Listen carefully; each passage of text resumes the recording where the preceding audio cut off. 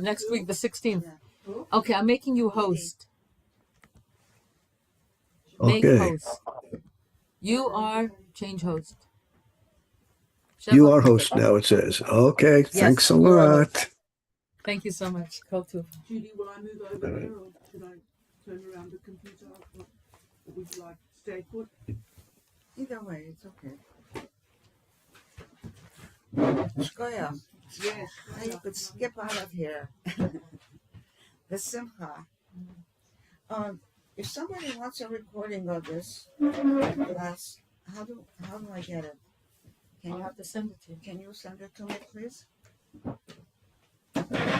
do it now because before it starts. Okay, fabulous. Thank you. How's your new little granddaughter? She's delicious. Shoshana, she's so sweet.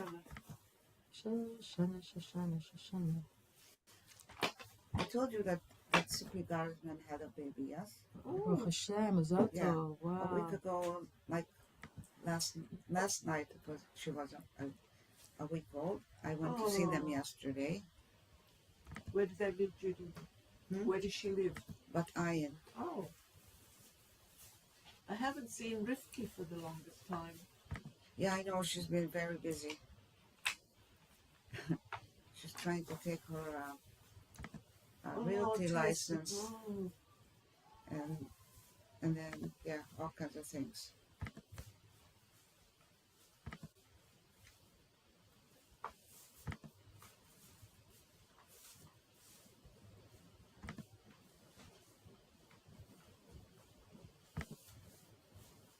Where's my? I don't understand where I'm. Oh.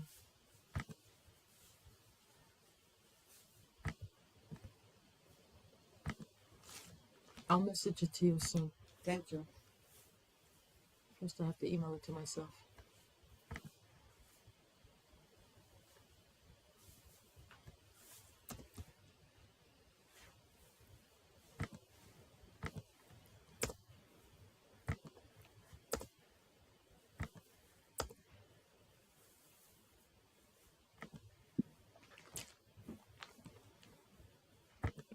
Okay, I think we're ready to begin.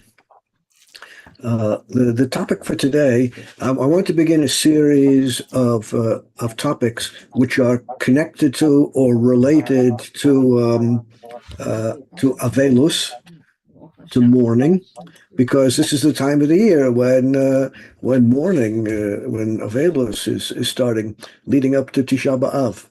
The first topic, which I want to deal with today, is Darchei Ha'emori, imitating Gentile ways.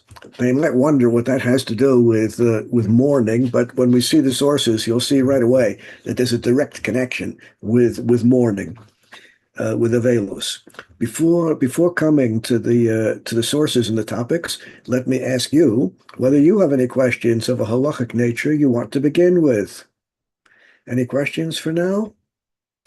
Okay, so let me get the stuff on the screen. I click share. I double click. Here we are. Well, I have a new operating system, and of course, every time you get a new operating system, they move all the buttons around and they change everything. You know, I always thought the old system was perfectly fine. Why they have to change everything? It takes a while to get used to it. I'm not sure whether they do it to test us or to trick us. I'm not sure which one it is. I think maybe they're just silly. Maybe they didn't have any intention. Maybe they're just mindless. In any event, it says in the Torah, and here we have the verses in the Torah, K'ma'aseh Eretz Mitzrayim asher yeshavtem ba, following the practices of the Egyptians where you lived in captivity. Lo ta'asu, don't do what they did. K'ma'aseh Eretz Canaan asher ani mevi etchem shama, and when you come into Eretz Yisrael from Egypt, they're going to be Canaanites, and they're going to have their practices. Lo ta'asu, don't do what the Canaanites do. B'chukoteim lo telechu, do not go in the ways of the Canaanites. Another verse, Lo telchu b'chukot hagoyim. Do not go in the ways of the non-Jews. Asher ani mishalech mipneihem. The ones who are going to be expelled from Eretz Yisrael. Another verse, Hishamer lecha pen tinakesh achareihem. Be careful that you do not get trapped in following their ways. Pen tidrosh le'elohayim, lest you come to seek after their gods, to go after the idolatrous gods. Well, you got the idea. Verse after verse after verse is haranguing us not to imitate the ways of the Gentiles, the ways of the non-Jews. And, well, this, of course, needs some careful definition, some precise understanding of exactly what it is we're not allowed to do and what we are allowed to do. Now, the prime example in the Gemara around which all of the discussions revolve is a passage in Tractate Avodah Zarah. Well, quite naturally, it's in Avodah Zarah because that's the tractate that deals with Avodah Zarah and all the things which might lead to Avodah Zarah. In any event, what it says in the Gemara is Sreifa al Hamet, burning property in honor of the deceased. Someone dies and you burn property in honor of the deceased. Lav chukah d'avodah zarah. This is not an idolatrous practice. Ella, rather, chashivusahi. This is a way of honoring. This is a way of dignifying. This is a way of respecting the deceased, and therefore permissible. Now, nowadays, I know that nowadays, I hope people are not actually doing this, but back in the good old days, one would burn the property of the deceased when he or she is buried. That was a sign of kavod. That was a way of respecting, honoring the deceased. You know, like around the world in 80 days. In the good old days, you burn when he dies. You burn his wife with him. That's the way it used to go. It's not avodah zarah, and therefore the Gemara says permissible. Now, of course, the question is, why does the Gemara say this is permissible? And if we can understand the answer to that question, then we will have guidelines, then we will have some clear understanding of what's okay and what isn't okay. The Tosafot says as follows. Perishri, Rihazaken was a grandson of Rashi and one of the founders of the Beit Midrash of the Balei Tosafot. And, well, like even more than many other Rishonim, he was quite influential. He teaches as follows. Trei gavnei chukah havu. There are two categories of chukah. There are two categories of non-Jewish conduct which are prohibited for us. What are the two categories of things that we are not allowed to do?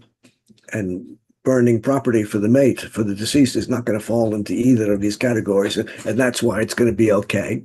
The first category of things which are prohibited, activities which are prohibited, the first is she'osim l'shem chok la'avodas kachavim. Anything that you do which is associated, anything that they do which is associated with their idolatry, we are not allowed to imitate. You visit Asia, you visit Africa, and the local idolaters are doing this or doing that as part of their pulhan, as part of their veneration of their gods. You are not allowed to imitate what they are doing. Well, that's perfectly obvious, isn't it? We would have known that even if Ri Hazaken hadn't taught us. You're not allowed to imitate avodah zarah, but the idea is a little bit sharper. The idea is that even though you are not doing anything idolatrous.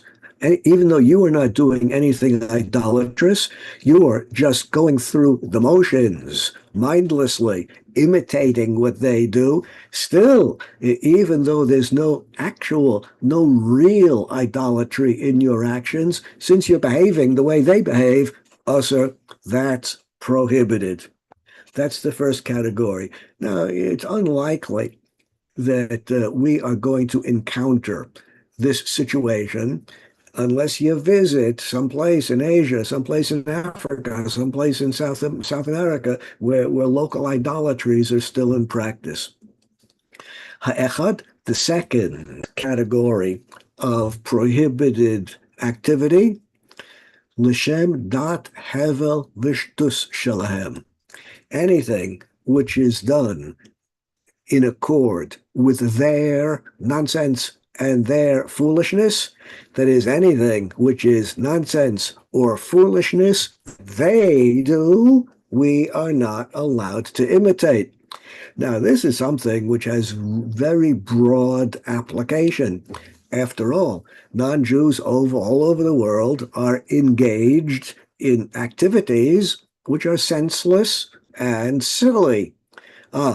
If what they are doing is senseless or silly, we are not allowed to imitate them. Now, according to the Gemara, burning property at the funeral, burning the property of the deceased, I hope no one nowadays is burning his wife, but lav chukahi l'shem avodas kachavim, there's nothing idolatrous about it. Mikol makom hi chok hevel v'shtus, but it is stupid. Burning property because someone died is stupid. It's silly.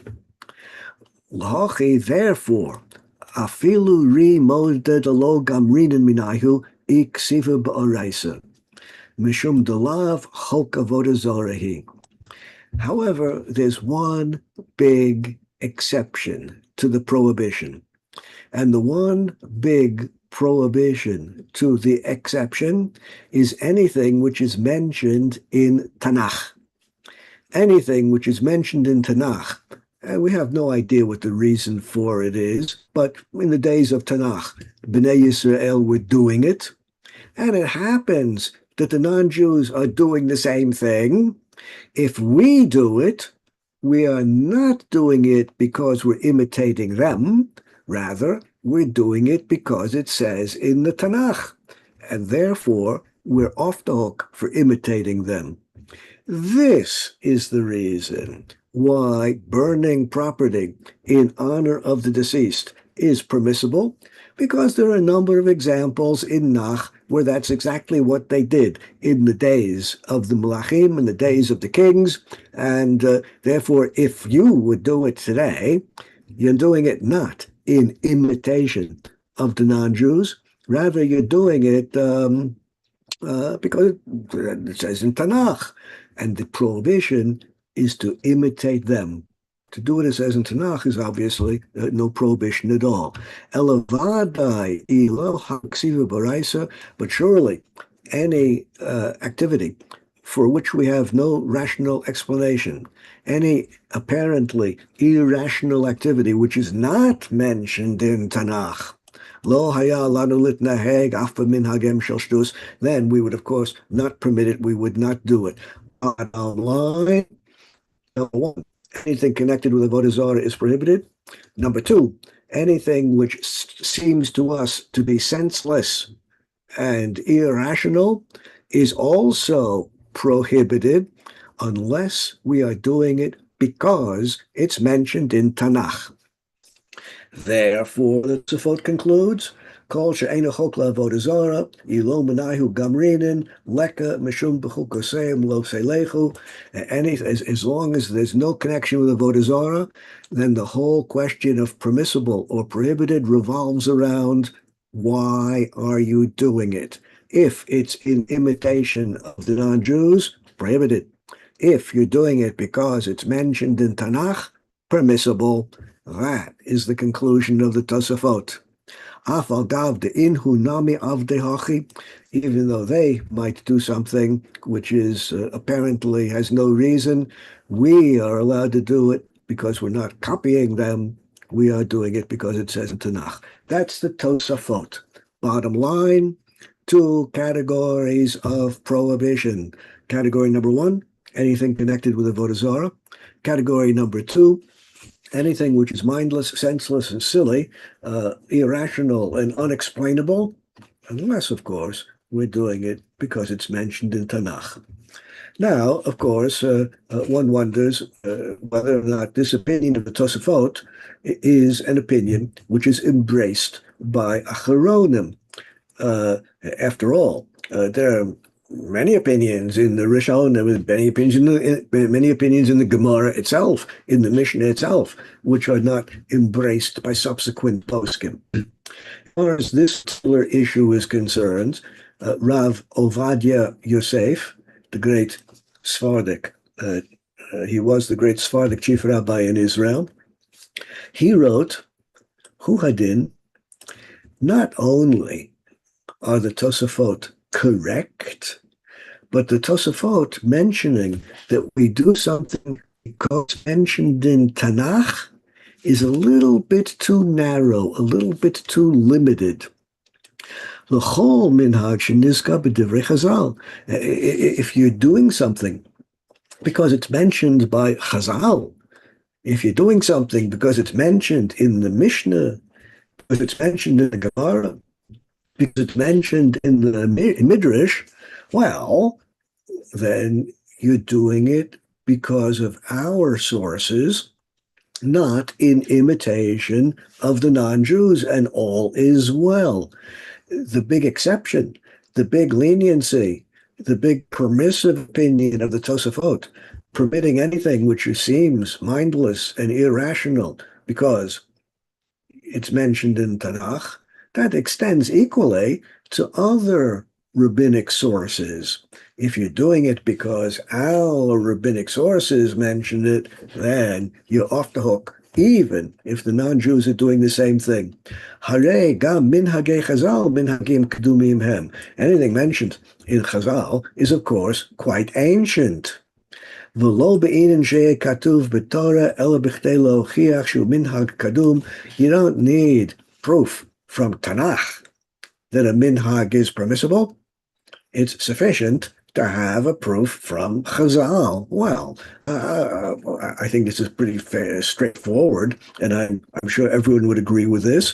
But you notice in passing that Yabia Omer, Rav Ovadia Yosef, has embraced the approach of the Tosafot and pointed out that the approach of the Tosafot has not one big exception, one big leniency, things mentioned in Tanakh. The same leniency applies to anything which is mentioned in rabbinic literature. Okay, that's the Tosafot, and we see that the opinion of the Tosafot is broadly accepted.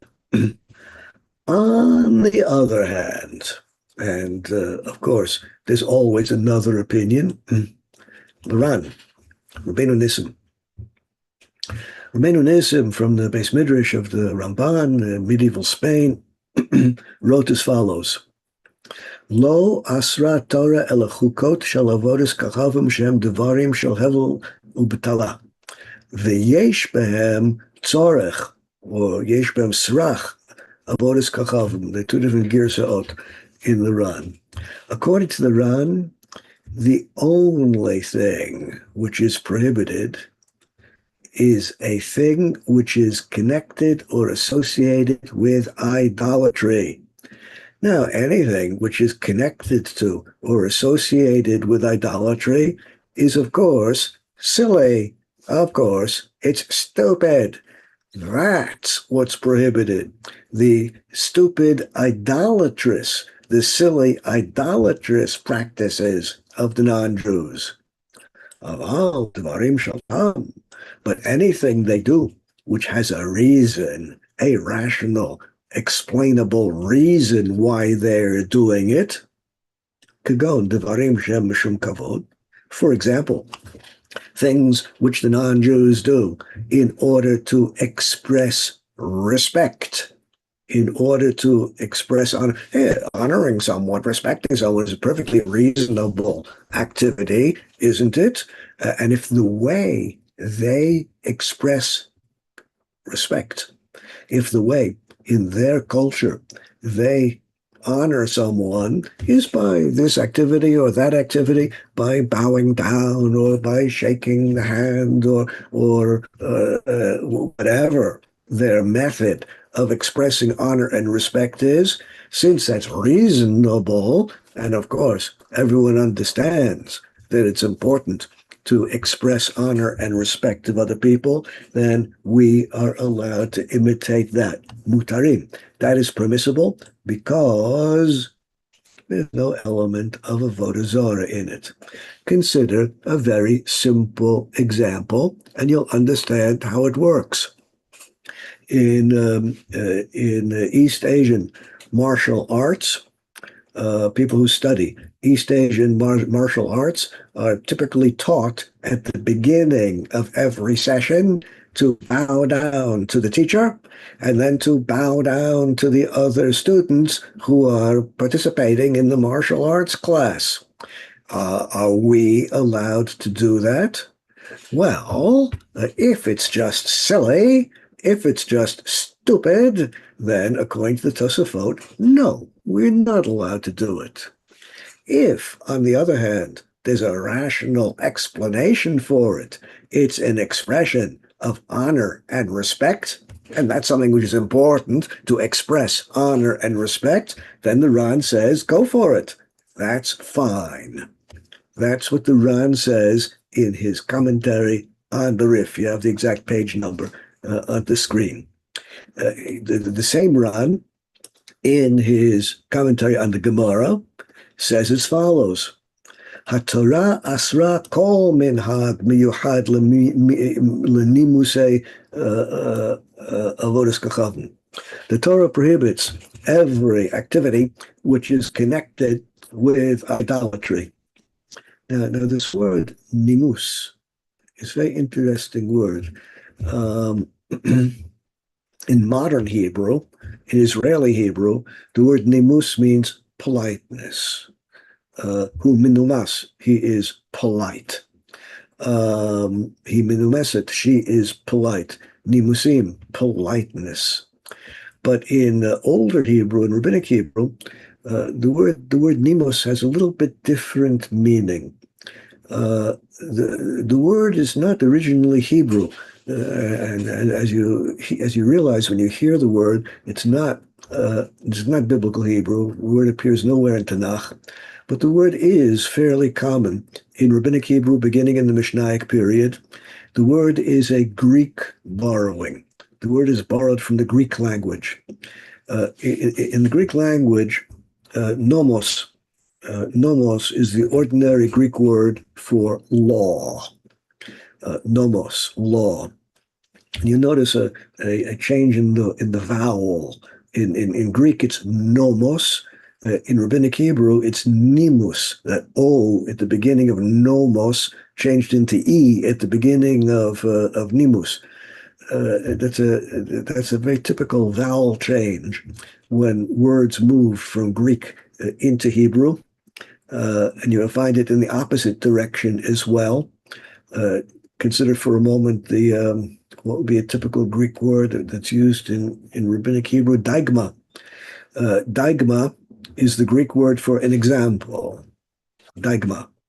But in Rabbinic Hebrew, the first vowel, I, is changed into U, dugma.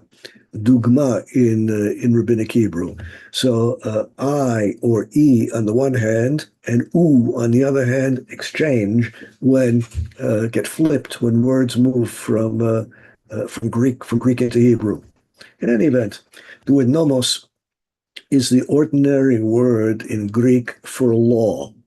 And in my opinion, for whatever it's worth, the use of this word, unfortunately, led to very bad results, led to some disastrous results in the course of history.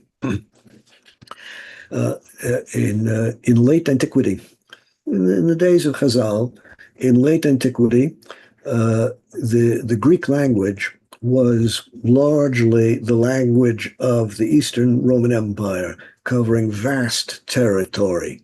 Greek was the language that everyone was speaking, and indeed, in Eretz Israel, many people were speaking Greek back in the days of Chazal. Now, in the Greek language, it's very common, as far as I know, every other language, to have linked conceptual pairs. What is a linked conceptual pair? As far as I know, every language has them. Hot and cold,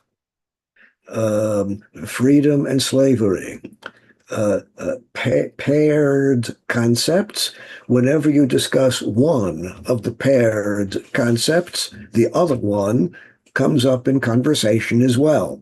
You can't discuss slavery without also discussing freedom. Those two ideas are conceptually linked with each other in English.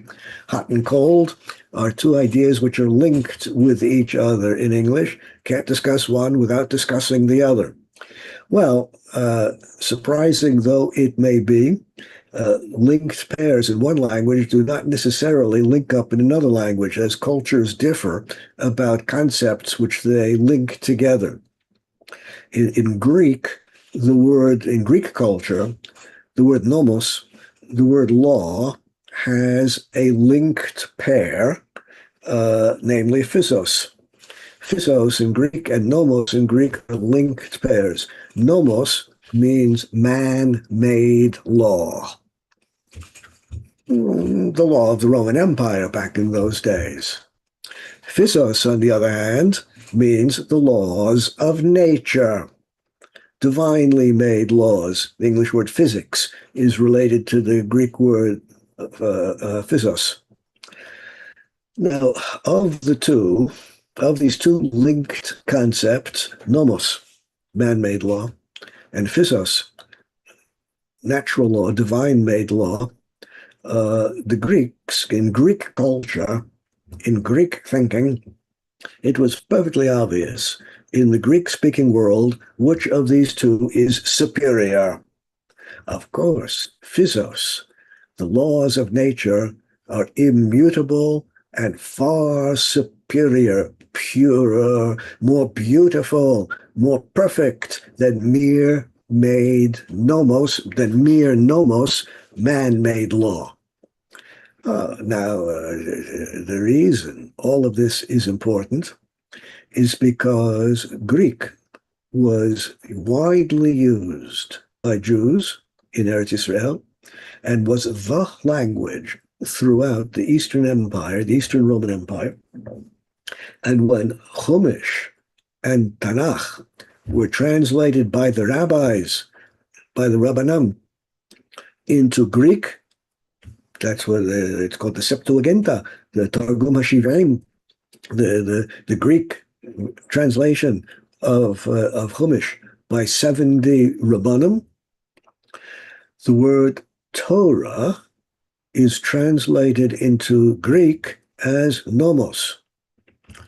Now the word Torah in Tanakh, the word Torah throughout Torah literature, is a very complicated word. The word Torah has many meanings. But if you had to choose, or if I had to choose a single Greek word which does the best translation for the Hebrew word Torah, I think I would choose nomos. If in English I had to choose a single word for the best translation of Torah, I think law would probably be the best. Now, with the dissemination of the Greek version of Chumash throughout the Eastern Empire, it was a very popular book in late antiquity. The Jewish population in the Eastern Empire probably ranged a little bit over 20% of the total population. And they were, of course, reading Chumash. They were reading biblical literature in Greek translation. Most of them didn't know Hebrew at all. That was even true of some Jews in Eretz Israel, didn't even know Hebrew. They depended upon the Greek translations. Well, if your concept of Torah is nomos, then the path has been paved. The preparation has been laid for the preparation has been made. The path has been paved for the message of Christianity, following the mitzvahs, following halacha, obeying the Torah is really not so important. In Greek, if you say nomos is not really so important, everyone would nod their head and say, well, of course, everyone knows nomos is not so important. It's not such a great thing. Physos is, but not nomos. In Hebrew, it makes not the slightest bit of sense to say Torah is unimportant.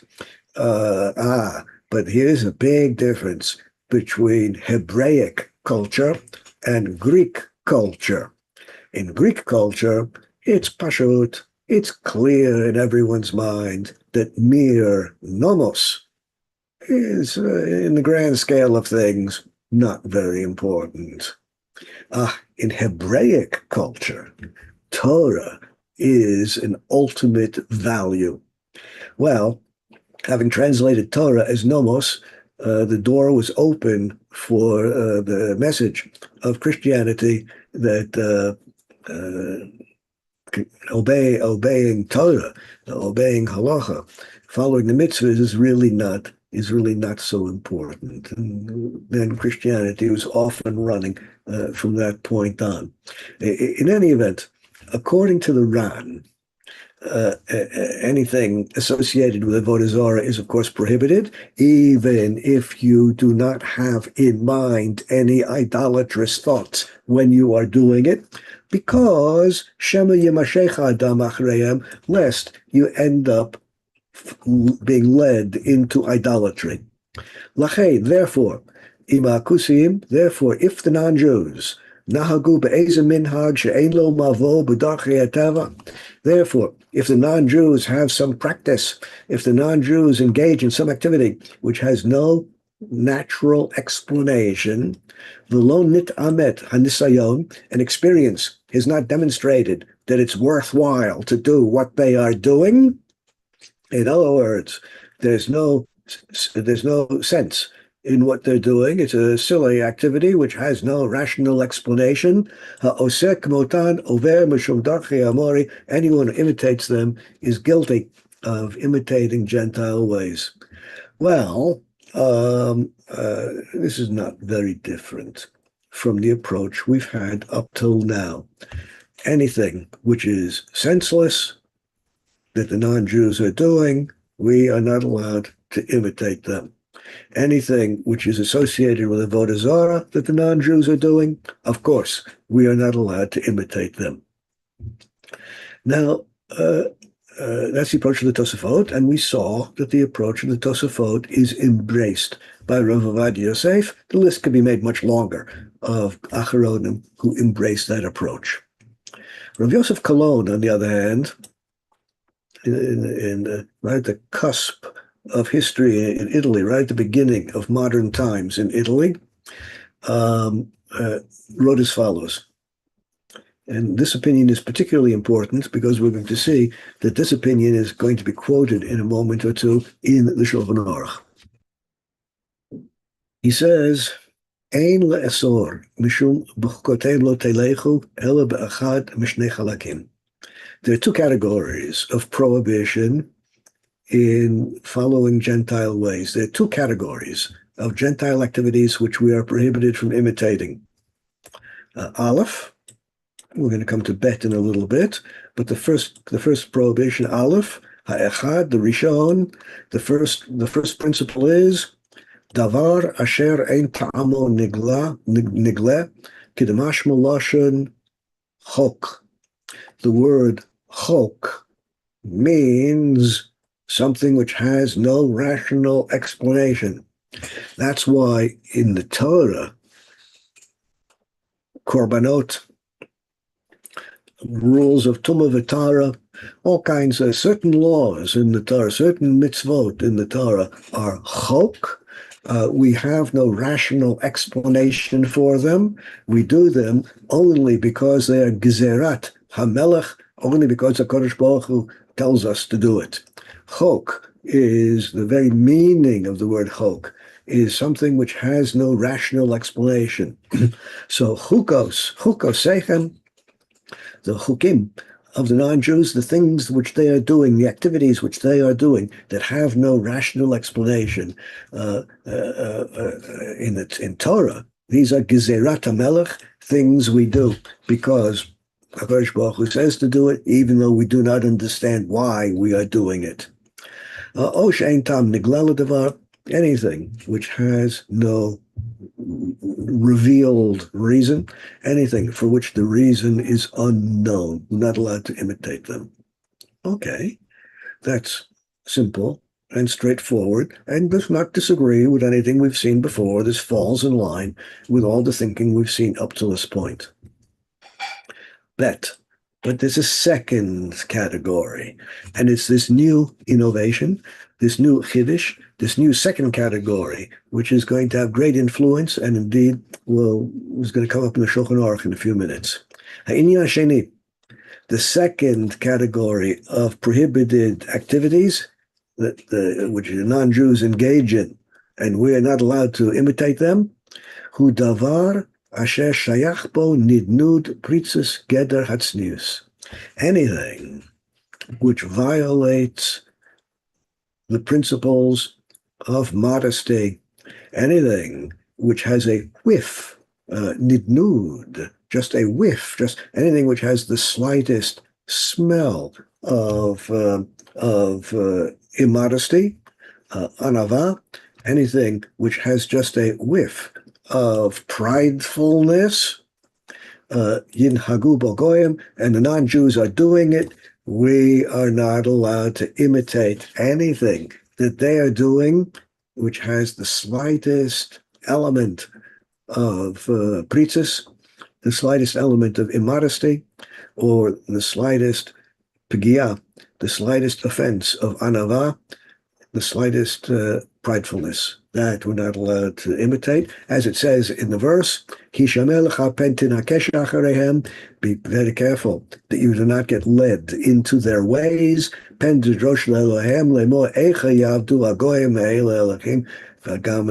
You end up behaving like they do. And if you accept their immodest ways, even the slightest immodesty, if you accept and embrace their prideful ways, even the slightest amount of pridefulness, and you run the risk of being led into avodah zarah. According to the Maharik of Yosef Kalon, we have this new category of prohibited activities. Anything which touches upon immodesty, anything which touches upon pridefulness. Not allowed to imitate non-Jews. And the Ramah in the Shulchan Aruch, as I promised just before, paskins exactly like the Maharik. Therefore, we're left with with three different categories of prohibited activities. If they are doing it as part of their avodah zarah, we're not allowed to do it. If they are doing something for which we have no rational explanation, something which seems entirely silly and mindless, we are not allowed to imitate them. If they are doing something which has even the slightest shemitz, the slightest amount of immodesty or pridefulness, we are not allowed to imitate them. That ends up being the psak of the Ramah in the Shulchan Aruch, and the Igros Moshe, Reb Moshe Feinstein, embraces this approach as well, as does Rav Ovadia Yosef in the Abia Omer. The list could have been made much longer, but bottom line, these are the approaches which are accepted by the great Poskim Acharonim. At this point, let us turn to the opinion of the Gra, the Gaon of Vilna. The Gaon of Vilna, he was not actually a Rav in in Vilna. There was a Rav in Vilna, but he wasn't it. He was the Baal Shem Tov of Vilna. Back in those days, 17th, 18th century, every Jewish community was permitted by the non-Jewish governments, in this case the Polish government, they were permitted to have a small number of functionaries who were salaried employees of the community. And this was quite important back in those days, because any salaried employee of the Jewish community was exempted from paying the Polish taxes. Right, everyone had to pay Polish national taxes, but if you had an official position as a functionary in the community, in the Jewish community, then you didn't have to pay the Polish taxes. And most Jewish communities back in those days, including Vilna, which was part of the Polish Empire, most Jewish communities in those days had an official Rav, who was then exempt from Polish taxes. They had a Chazan, who was exempt from Polish taxes. They had a Shochet, who was exempt from Polish taxes. They had a Baal Shem Tov, who was exempt from Polish taxes. And in the community tax rolls of Vilna, from the days of the Graf, from the days of the Gaon of Vilna, he is listed as occupying the position of the local Baal Shem Tov, and therefore he was exempted from the Polish taxes. In any event, the Graf, Baal Shem Tov of Vilna, it's not a very common expression, is it? The Graf, the Gaon of Vilna, was the first of the great poskim to espouse fierce independence. Up to the time of the Gra, up to the time of the Gaon of Vilna, Minhag ruled. Whatever question arose, whatever question had to be addressed by the Rabbanim, the Minhag determined the correct answer, as long as it was possible to justify and explain and find some valid source for the minhag. If the minhag is explainable, if the minhag is justifiable, if there is some legitimate source for the minhag, minhag rules, and that establishes the correct halacha. That was more or less standard up to the time of the Gra, the Gaon of Vilna. Gaon of Vilna was revolutionary in this sense. His approach was, you want to know what's correct, what's incorrect, you want to know what's mutter, what's asur, you want to know what the correct halacha is, examine the sources, study the sources very carefully, the Mishnah, the Gemara, the Rambam, and all the standard sources. Draw your conclusions from them, and let the cards fall where they may, even if that means overturning the minhag apple cart. The fierce independence of the Gra was a new phenomenon back in those days. He cared very little for the authority of minhag. Rather, he looked for his answers to halacha questions not in the practice of the people, but rather in the sources. The fundamental dichotomy here is the fundamental dichotomy is, where do you look for the source of authority? Up till the time of the Gra, minhag ruled, and still today there are many who hold that minhag dominates. The source of authority rests with the people. And the people, where there are divergent opinions and where there are various possible legitimate approaches, the people have the authority to decide. According to the Gra, and those who follow the Gra, the source of authority rests with the principal sources. The correct halacha will flow out of the understanding And you need a deep understanding, a proper, a complete understanding of the Mishnah, Gemara, Rambam, so forth and so on, the Shach, the Taz, all the principal poskim, and your conclusions flowing from them will determine the correct halacha.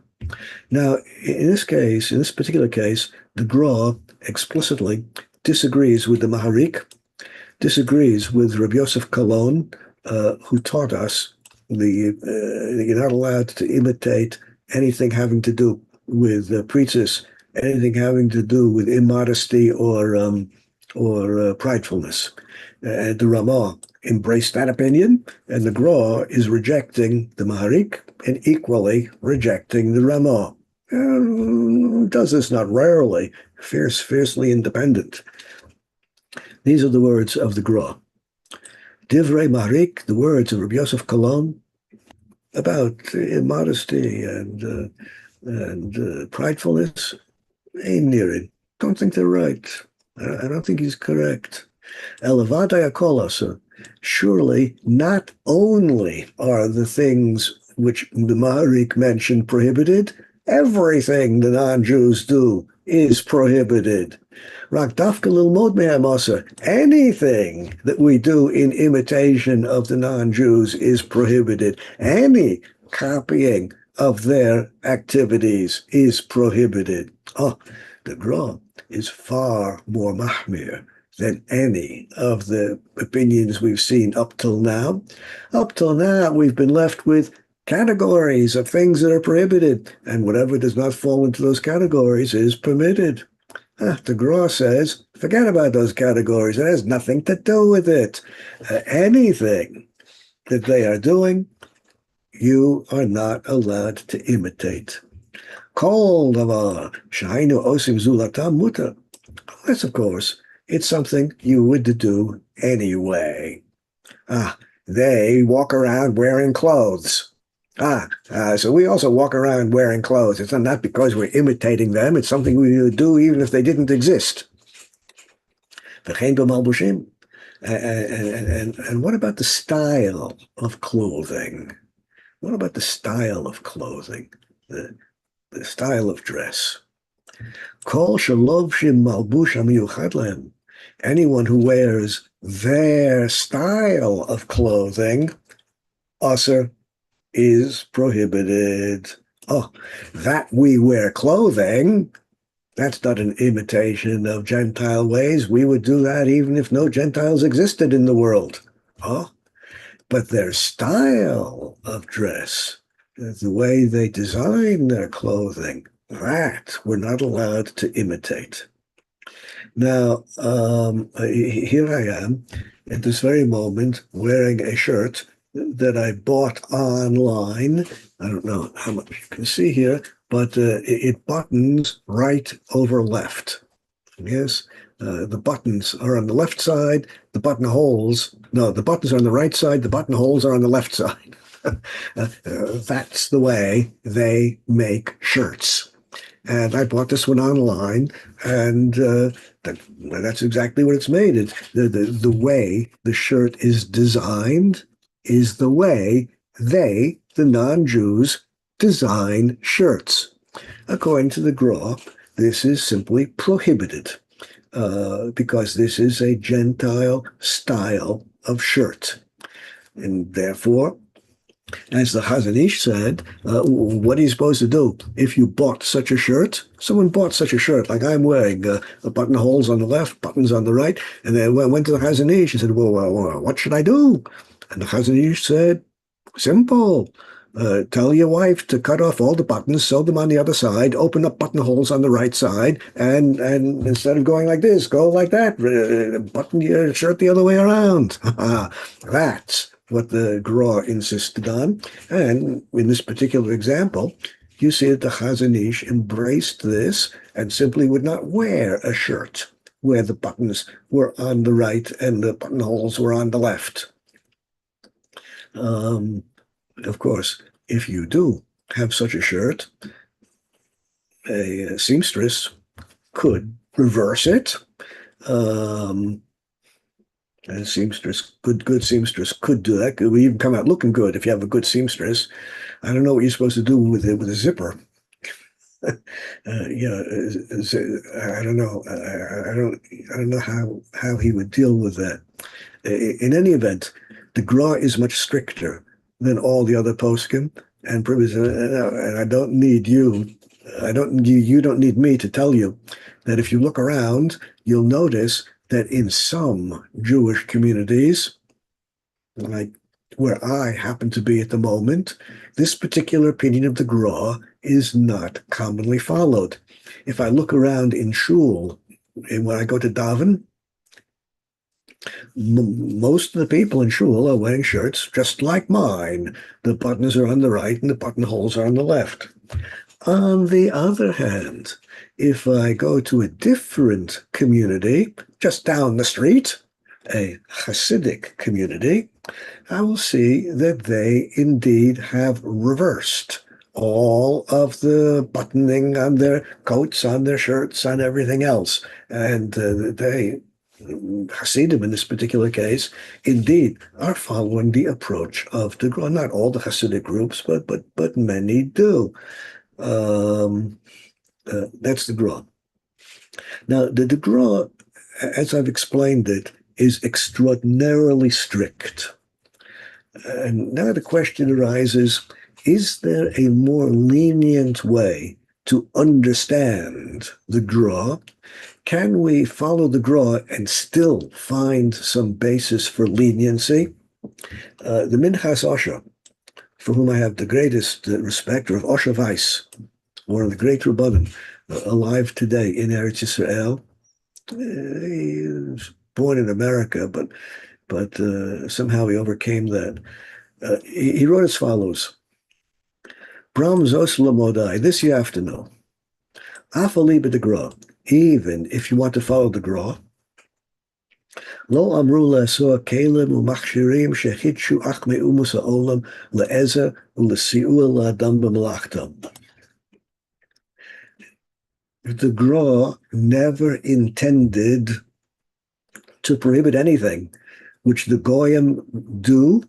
He never intended to prohibit any activity of the non-Jews if the activity is for the benefit of man to make life easier.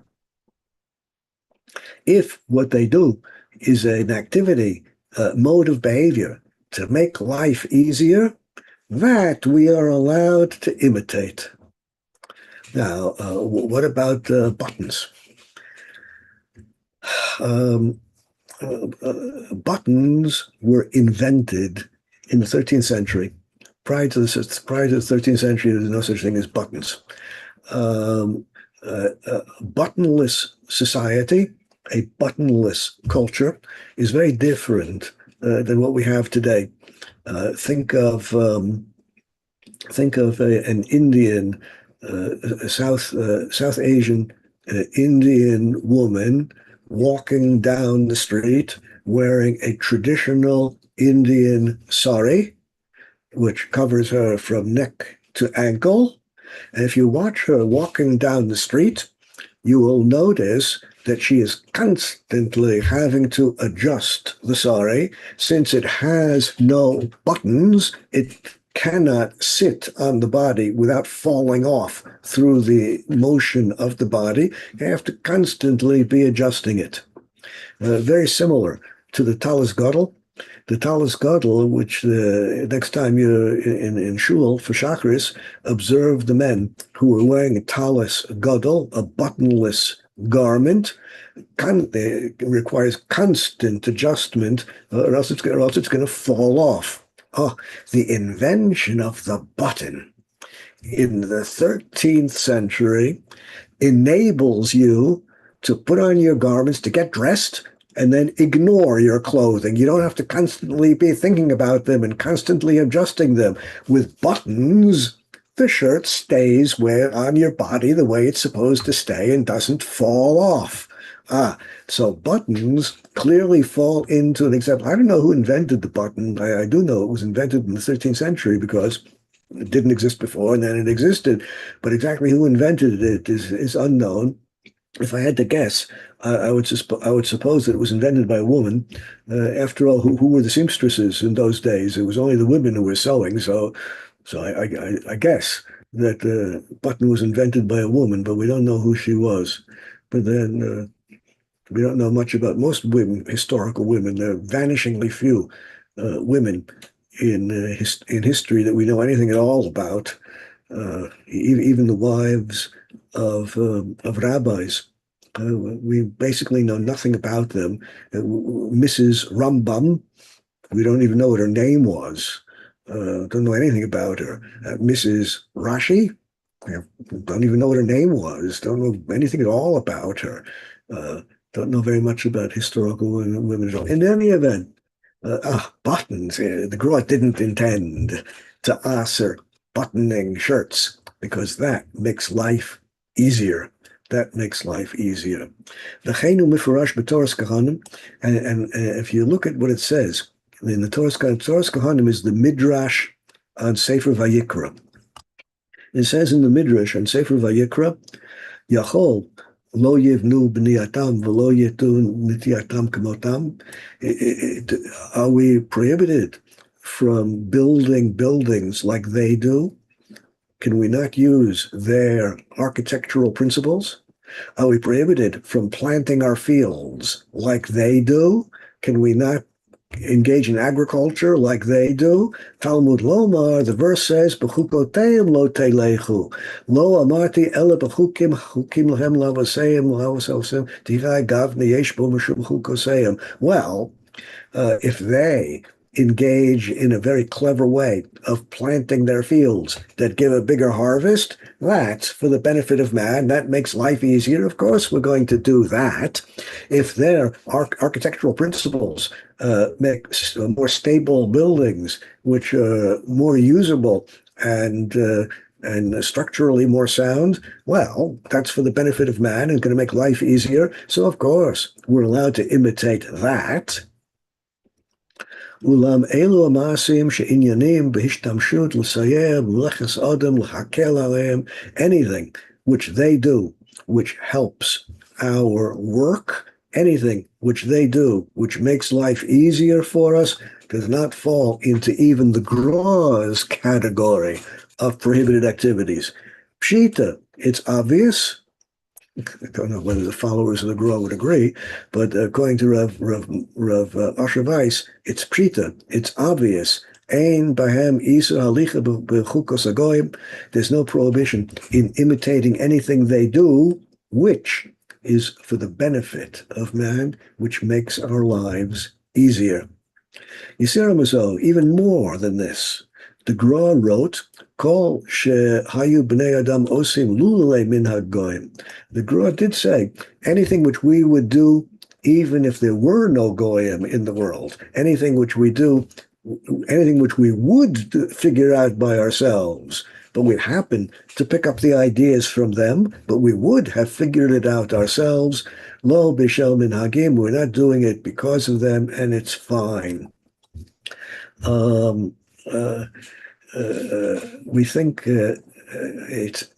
consider for a moment Jewish music. What is Jewish music? I don't speak about the words. I mean, it's perfectly clear that the text, the lyrics, can be Jewish, verses in the Torah or whatever. We could speak about Jewish lyrics another time. That deserves a separate discussion.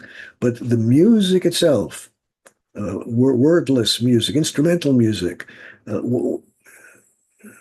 what makes music Jewish? If you think about it for a moment, the scales that we are accustomed to in Jewish music, whether it's Hasidic or any other kind of Jewish music, the scales happen to be exactly the same scales which non-Jews are using, unlike the scales which you would hear if you go to India and listen to Indian music in South Asia. Totally different scales. The scales which we use in Jewish music, clearly of non-Jewish origin.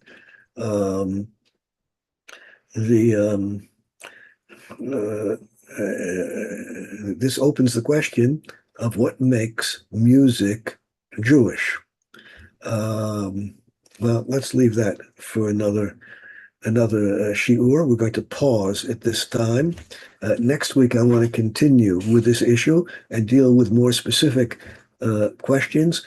For example, I want to discuss the question of wearing red garments, which is a big topic amongst the poskim.